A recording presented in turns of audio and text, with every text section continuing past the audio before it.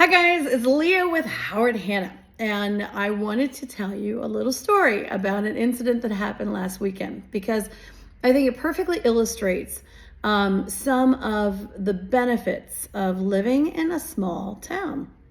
So, this past Saturday was White Christmas Parade, and it is a wonderful evening parade. It happens in downtown Augusta, Kentucky. It's put on by the local Rotary, and I always joke about it being the shortest, longest parade. Actually, we had like 58 floats, so it was very well attended.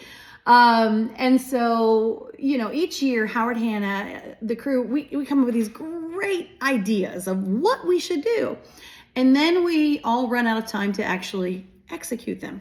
So we usually just kind of like borrow one of the other agents, her golf cart, and we just go and decorate it with lights and stuff like that. And, then we just get in there and throw out candy and it's fine. Again, grand designs didn't happen. And so 11th hour, like, okay, well, we'll just do the golf cart. And so, there was a miscommunication between the spouses. In his defense, he was sick and had completely forgotten. So when I show up with my guy to decorate a golf cart, there's no golf cart. It is less than an hour before the parade is going to begin.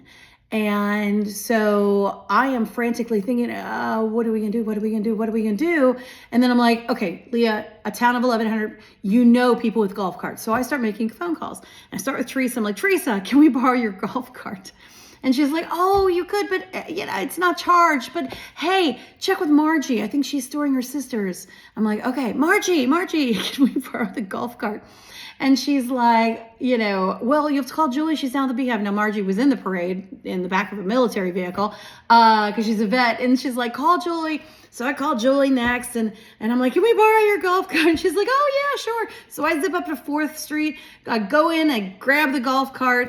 Took a few moments to get it going. Get back to where, all the parades line up. And then Mark and I frantically decorate this golf cart. I think we did in less than 45 minutes, which is saying something because we're taping and zip tying and all kinds of stuff. And I mean, to the point that, where they're coming, I'm saying, you're the last one to line up. We're just waiting on your float. Yeah, I know. I mean, I change on Bracken Street, just throw it over my clothes and put my Auntie Claus costume on, and he's got his Spanky the Elf costume. He puts that on, and we get the candy in there, and we jump in, and honestly, under the wire with seconds to spare, we line up, and the parade begins, and we participate, and it's great. So I just, thank you to all of my neighbors in Augusta. It's just something I love, the generosity and the support of that community. And these small town communities have that. You need some help, and they're the first to say, hey, what can we do? How can we help you? And it's unlike something that, most people get a chance to experience. So, you want to come down and live in a real life, like Hallmark movie set, because I got to tell you, Augusta and Maysville particularly just are gorgeous during the holiday season. Give me a call. I'll be happy to help you find a place.